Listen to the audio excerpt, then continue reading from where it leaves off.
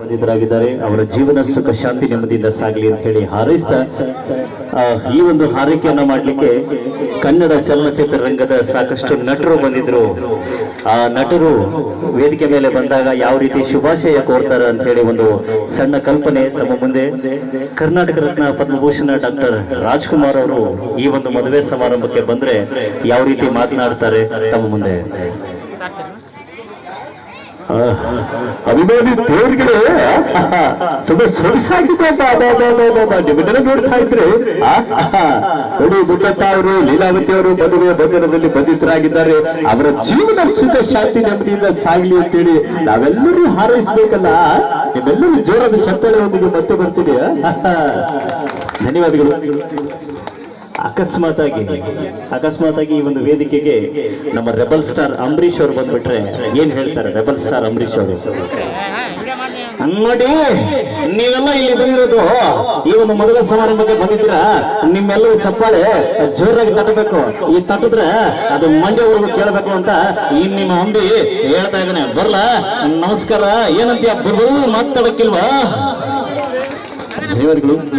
ಅಕಸ್ಮಾತ್ ಆಗಿ ನಮ್ಮ ಇನ್ನೊಬ್ಬ ನಟ ಸಾಹಸ ಸಿಂಹ ವಿಷ್ಣುವರ್ಧನ್ ಅವರು ಬಂದ್ರೆ ಏನ್ ಹೇಳ್ತಾ ಇದ್ರು? ವಿಷ್ಣುವರ್ಧನ್ ಅವರು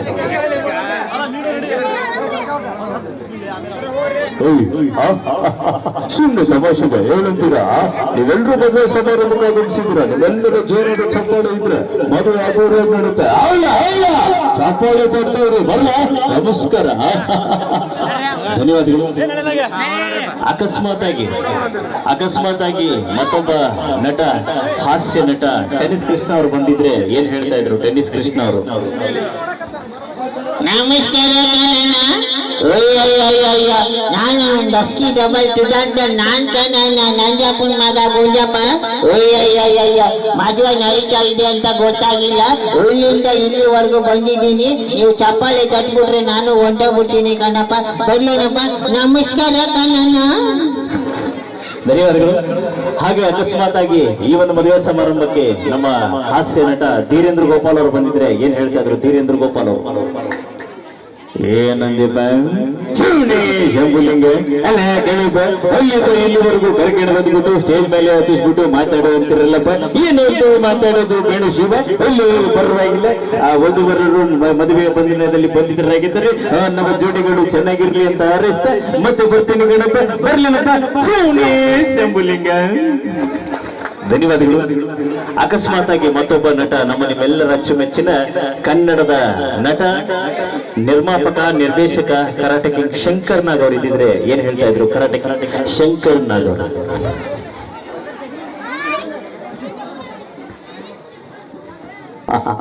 ತುಂಬಾ ಸಂತೋಷ ಆಗ್ತದೆ.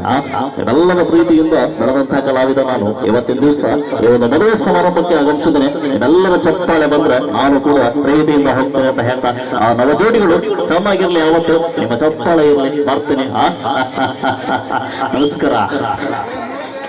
ಅಕಸ್ಮಾತ್ ಆಗಿ ನಾನು ಯಾವುದೇ ಒಂದು ಪಕ್ಷಕ್ಕೆ ಸಂಬಂಧಪಟ್ಟವನಲ್ಲ. ನನಗೆ ಬಿಜೆಪಿನೂ ಗೊತ್ತಿಲ್ಲ, ಕಾಂಗ್ರೆಸ್ ಗೊತ್ತಿಲ್ಲ, JDS ಗೊತ್ತಿಲ್ಲ. ಆದ್ರೆ ನನಗೆ ಗೊತ್ತಿರೋದೊಂದೇ, ಅವ್ರ ಧ್ವನಿಗಳು. ಯಾರಾದ್ರೂ ಒಬ್ರು ಬಂದ್ರೆ ಆ ಧ್ವನಿಗೆ ಚಪ್ಪಾಳೆ ತಟ್ಟಬೇಕು. ಯಾರು ಬರ್ತಾ ಇದಾರೆ ಅಂತಂದ್ರೆ ಮೊಟ್ಟ ಮೊದಲಿಗೆ ಬರ್ತಾ ಇದಾರೆ ನಮ್ಮ ನಿಮ್ಮೆಲ್ಲರ ಅಚ್ಚುಮೆಚ್ಚಿನ ಮಾಜಿ ಮುಖ್ಯಮಂತ್ರಿಗಳು ಸನ್ಮಾನ್ಯ ಶ್ರೀ BS ಯಡಿಯೂರಪ್ಪನವರು ಸಾಹೇಬರು ಬಂದ್ರೆ ಏನ್ ಹೇಳ್ತಾರೆ? ಭಾರತೀಯ ಜನತಾ ಪಕ್ಷದಲ್ಲಿ ನಿಮ್ಮೆಲ್ಲರಿಗೂ ಸ್ವಾಗತ. ಇವತ್ತು ದಿವಸ ನೋಡಿ ನೀವೆಲ್ಲರೂ ಚಪ್ಪಾಳೆ ತಟ್ತಾ ಇದ್ದಾರೆ. ರೈತರಿಗೋಸ್ಕರ ಬರ್ಕಿದ್ರೆ ಯಾವ ಚಪ್ಪಾಳೆ ತಟ್ಟಬೇಕು? ಯಾರು ಮಾಡಿದ್ದು ಮಾತಾಡಿ? ಬಿಜೆಪಿ ನಾನು ಯಡಿಯೂರಪ್ಪನವರು ಮಾತಾಡ್ತಾ ಇದ್ರಿಂದ ನಿಮ್ಮೆಲ್ಲರಿಗೂ ಸ್ವಾಗತ ಕೋರ್ತಾ ಇದ್ದೀನಿ. ಬರಲ್ಲ. ನಮಸ್ಕಾರ. ಅಕಸ್ಮಾತ್ ಆಗಿ ಮಾಜಿ ಮುಖ್ಯಮಂತ್ರಿಗಳು ಸನ್ಮಾನ್ಯ ಶ್ರೀ ಸಿದ್ದರಾಮಯ್ಯನವರು ಸಾಹೇಬರು ಬಂದ್ಬಿಟ್ರೆ ಏನ್ ಹೇಳ್ತಾರ? ಸಿದ್ದರಾಮಯ್ಯನವರು ಸಾಹೇಬರು